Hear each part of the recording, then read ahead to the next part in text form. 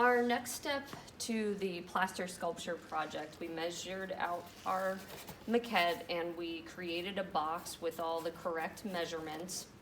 It's going to be to fold your box into that shape and also gluing the box together so that it comes out nice and sturdy and the right size. So the first thing I wanted to demonstrate, let me grab something over here. The first thing I want to demonstrate is how to make your box fold where you want it to fold. Okay, so our box is one large piece. We have these flaps that kind of hold together the sides, and we also want it to fold in the correct way. So you'll have what's called a score line. Okay, so let's say I wanted the cardboard to fold in this area so that could flip up. A score line is where you use an X-Acto blade or a box cutter, which this is. You can take a ruler, a straight edge, and then all you're doing is lightly cutting on that line where you want it to fold. I'm not trying to force it through. It's like you're cutting just that top paper layer of the cardboard. Once you do that, it creates you know, a little bit of weakness in that area so that you can fold it at that section. Okay, so you're gonna have to do that around your box to get it there. I have started gluing this box together already, so this demonstration wasn't super long, but now you're gonna start gluing your box together. So once as I was gluing each side, I kind of went in on the edges and reinforced with some hot glue. So all that is where it's starting to come together. I'm just lining the box with a little bit of hot glue to make that extra sturdy and strong. You absolutely don't want to have any gaps, and you want your box to feel very sturdy. Okay, so I am going to be gluing this to here. So what I'm going to do is put the hot glue on this flap, and I'm kind of covering it pretty good. All the way around. Once I feel like that's good, I have my fold, and then I'm just going to really compress that up against there. Okay, and sometimes you have to hold it for a little bit longer until the hot glue hardens, but you can see I'm compressing it. At this point, it's hard to get down there with a hot glue gun, especially without burning yourself. So if the fit doesn't seem quite tight enough, you can glue on the outside here to just kind of reinforce it. If any of your walls feel loose or like, oh, I measured this wrong, there's a slight little weak point at one of the edges, you can cut up little strips of cardboard that fold over those edges and really secure that. And if you want to just make sure it's secure in general, this is definitely something you'd want to do. Okay, so I'm just going to glue my last little part on here. Sometimes these hot glue guns can be a bit annoying, so you have to they're getting old. If you run out of hot glue sticks, all of that is in the cabinet, and it is right underneath the area that I'm working at right now. So again, I'm really pressing that up against here and trying to allow that to harden before I take my hands away. All right, I am gonna reinforce this one on the edges here because it's not quite staying on. It's pulling back just a little bit, so I want to make sure that is completely sealed. Okay, so please, if you would, work on top of this hot glue gun piece of cardboard. You can also, we have lots of outlets up here on this countertop. If you are going to take a hot glue to a different area, that's fine, but you want to make sure there's something underneath it because as it stays on, the hot glue kind of gets everywhere. So now I've got this really sturdy, stable box. Okay, so we're now going to be moving to the other side of the room. So I'm carrying you with me. So we're going to pour all of our plaster over here in the plaster area where we typically are, but we will have kind of a setup at this front table for pouring plaster. Again, I've told you guys many times, but this is fairly messy. Okay, so I have a board down. This is a box of loose plaster. This is the bucket I'm going to be using to mix the plaster. So you do have to kind of judge the size of your box and the bucket, and I always make a little bit more just in case, but I have a bigger bucket. This one is huge, and it's typically used for larger plaster projects. I don't think anybody will be using that. So what I did here is I filled up the bucket. It's about halfway full. If you go any fuller than that, once you start mixing the plaster in there, it's gonna like overflow. Okay, so I'm putting the box back here. This is here. I do have an apron on.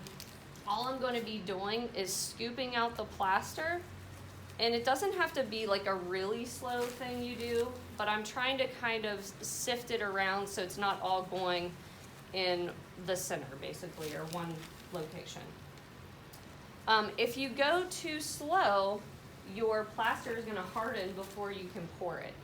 So plaster does go through a chemical process. It's just like concrete. I've told you guys that before. And once you know, it gets to the right consistency, it will start hardening. Actually, it's already starting to harden as we speak, but you really don't notice it until it gets to where the ratio is right. So you can tell, obviously, that I didn't measure out plaster, so I'm going to describe to you how to make this correct, the ratio.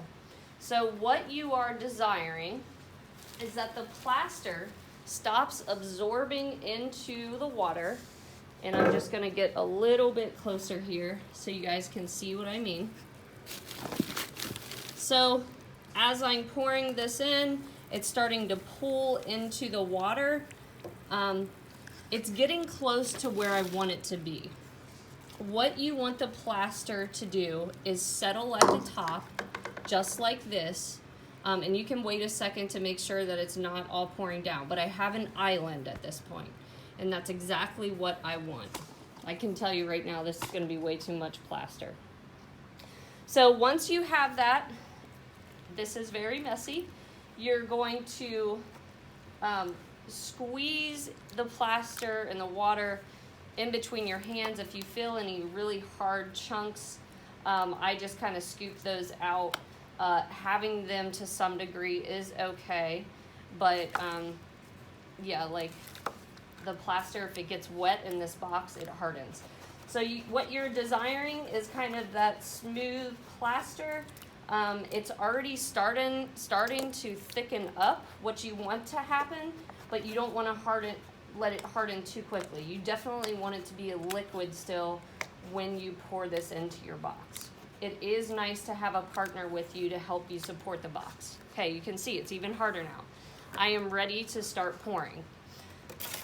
So, if you don't pour it quickly enough, your plaster will harden in the bucket and it won't be smooth.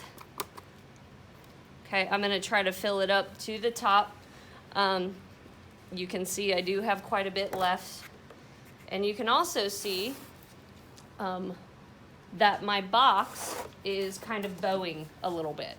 That's because there's a lot of weight in here. If you have a bigger box, I would probably recommend that you do those little pieces on the outside edge that I was talking about to support the weight of the plaster. But you can see I'm kind of holding it in. All that I'm doing is tapping this on the bottom, and what is happening is if there's any air bubbles at all, they will rise to the surface of the box. Okay, and I'm gonna kind of tap it on the sides. And it's hard to see from the video, but there are little tiny pops of plaster coming to the top. My plaster is even getting harder. You'll notice also that there is a warmth to the plaster, and that's because it actually is a chemical process. So as the plaster is hardening, it tends to get warm. So you just want to do this for like maybe a minute. And you can see I'm supporting the sides as I'm doing this. I don't want this box to explode. It may need to have been supported just a bit more. So at this point, it's pretty stiff, not like super hard, but stiffer. And I have a lot of extra plaster in this bucket. Okay, so plaster can absolutely not go down the drain. Even the stuff that's on your hands, you want to try to get that off. But look, this plaster is starting to harden. Try to get out as much of, the bigger stuff as you can out of your bucket. But once it does harden in here, you can kind of bend the bucket and it will crack away from the sides. So you simply just kind of like push on the sides everywhere, and the plaster just cracks away. It's dry, and you can put it in here. It does need to, you need to try to get it as clean as possible. Not that there's gonna be plaster on the sides, but you don't want any big chunks or chunks hanging off the side. Okay. There also will be by the sinks buckets, and you can see the one here. I will be washing my hands in this bucket before I move my hands to the sink to wash them better. So that looks pretty good. Now I'm ready to wash my hands in the sink. So once your box has sat probably for about 15 minutes, it will be ready to crack open. So I cannot squeeze this box anymore. It's hard. But I do want to give it a bit more time before I break open the cardboard, which again will probably be 15 minutes, maybe a little bit less, but 15 minutes to make sure that it's good. And that is all I have for you today. Let me know if you have any questions.